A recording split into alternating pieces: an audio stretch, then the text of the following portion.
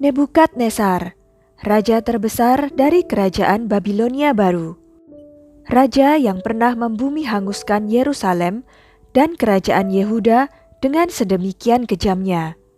Ternyata pernah menderita penyakit mental yang aneh selama 7 tahun. Dia meyakini bahwa dirinya adalah sapi dan berjalan dengan kedua tangan dan kedua kakinya, serta memakan rumput di padang rumput. Bicaranya pun tidak normal. Dia berbicara dengan teriakan atau lenguhan. Bagaimana kisahnya? Yuk, langsung aja tonton video ini sampai habis. Jangan lupa subscribe dulu channel ini, serta nyalakan loncengnya, supaya tidak ketinggalan untuk mengikuti kisah-kisah menarik dari tokoh-tokoh yang terkenal di dunia.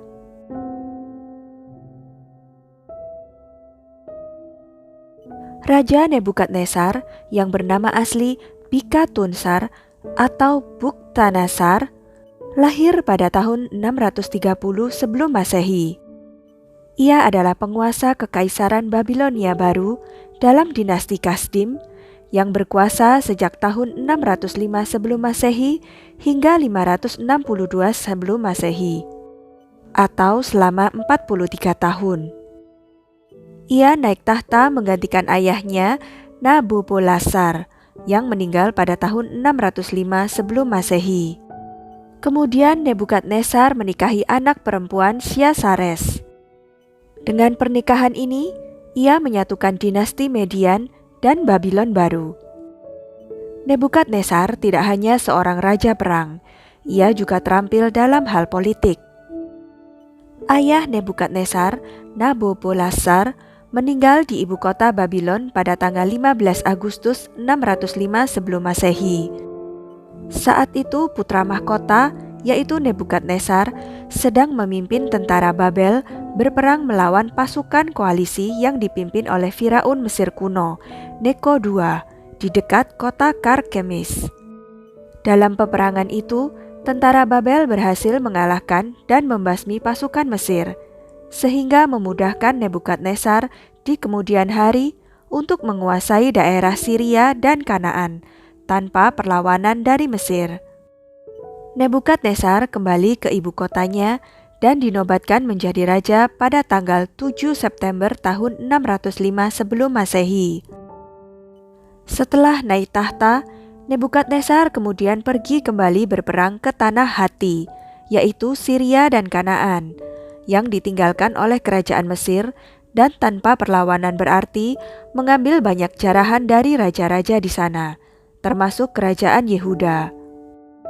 Dalam penyerbuan pertama ke Yehuda ini, pasukan Nebukadnezar sempat menaklukkan Yerusalem dan mendapatkan upeti dari Yoyakim, Raja Yehuda, serta membawa pergi sejumlah orang-orang muda dari kalangan bangsawan dan tenaga-tenaga ahli ke Babel, termasuk diantaranya adalah Daniel dan ketiga sahabatnya, Hananya, Misael, dan Asaria.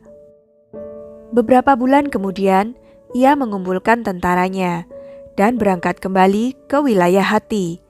Ia bergerak tanpa perlawanan ke seluruh wilayah Hatti sampai bulan Kislimu.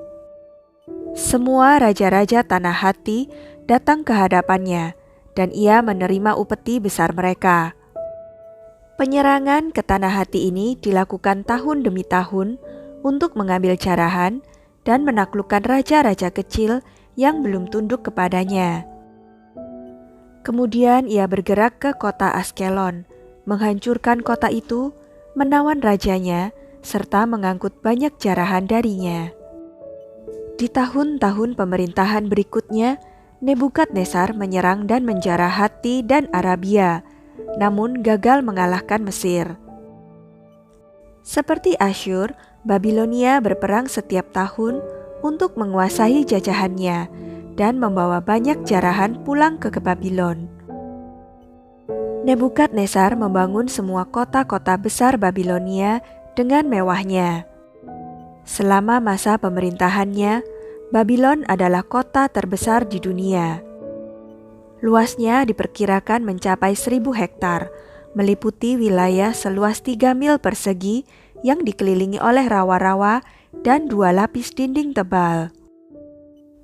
Sungai Efrat mengalir di tengah kota, dihubungkan dengan jembatan batu yang indah. Di tengah kota ada zigurat raksasa yang disebut Etemenanki, rumah perbatasan langit dan bumi. Letaknya di sebelah kuil Dewa Marduk. Sebagai seorang pemimpin yang cakap, Nebukadnezar telah mengalami perang militer yang berhasil di Syria dan Fenisia, memaksakan setoran upeti dari Damaskus, Tire, serta Sidon. Ia melakukan perang besar di Asia Kecil di daratan Hatti. Babylon harus berperang selama bertahun-tahun untuk menaklukkan koloni-koloni mereka. Di tahun 597 sebelum Masehi, Nebukadnezar melakukan penyerbuan kedua ke kerajaan Yehuda dan merebut Yerusalem. Ia menawan Raja Yoyakin, membawanya dalam pembuangan ke kota Babylon beserta jarahan besar, dan menempatkan Sedekia, paman Yoyakin, menjadi raja. Di antara tawanan ke Babel tersebut terdapat Nabi Yehezkiel. Saat terjadi perang antara Mesir dan Babel, Raja Yehuda pada masa itu, yaitu Raja Sedekia, mengambil kesempatan untuk mencoba memberontak. Ini menyebabkan Nebukadnezar kembali berusaha untuk menyerang Yerusalem. Pada tanggal 10 Januari 588 sebelum Masehi, Nebukadnezar mulai mengepung Yerusalem. Selama 18 bulan, Yerusalem dikepung. Ribuan orang Yehuda dibuang ke Babel.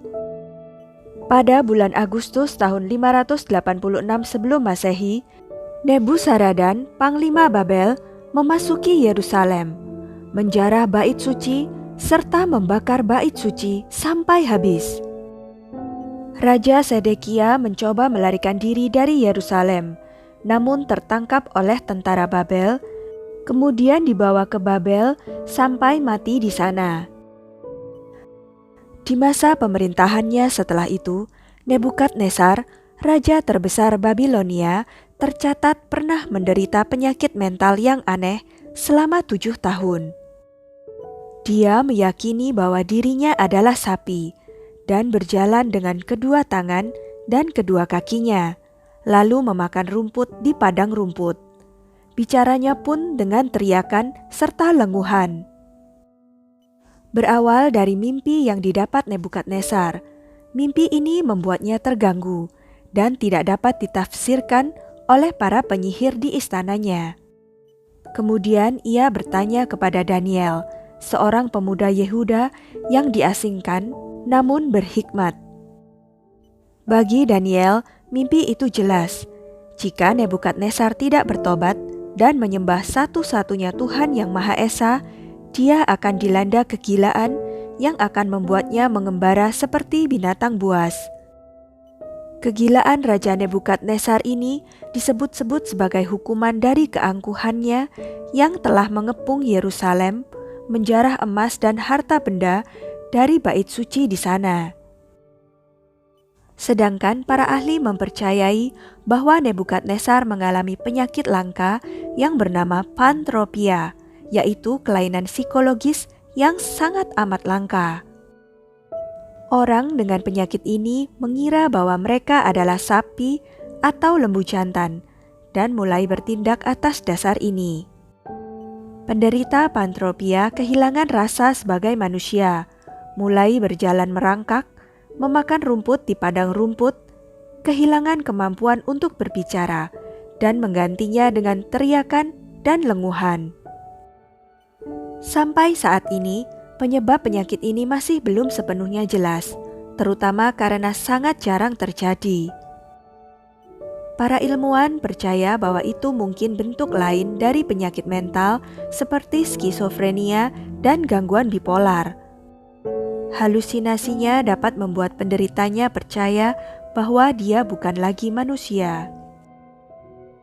Pada tahun 572 sebelum Masehi, Nebukadnezar sudah menguasai penuh Babilonia, Asyur, Fenisia, Israel, Filistin, Arabia Utara, dan sebagian Asia Kecil. Selama masa pemerintahannya, Nebukadnezar terus berperang dengan Firaun Psamtik II dan Firaun Hofra.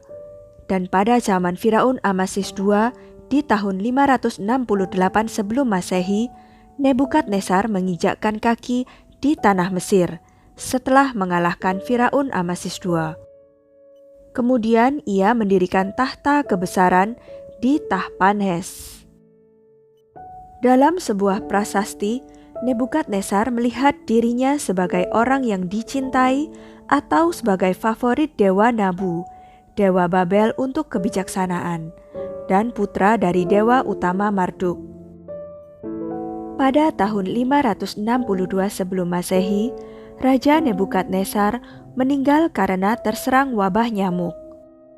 Ia meninggal di Babylon pada tahun ke-43 pemerintahannya, di usianya yang ke-68 tahun. Kemudian tahtanya diteruskan oleh putranya, Ewil-Merodak. 2 tahun kemudian, Ewil-Merodak dibunuh oleh iparnya, Nergal-Sarezer, suami dari saudara perempuan Ewil-Merodak. Sekian kisah dari Raja Nebukadnezar. Jangan lupa klik like, subscribe, dan komen ya. Sampai jumpa di video-video berikutnya.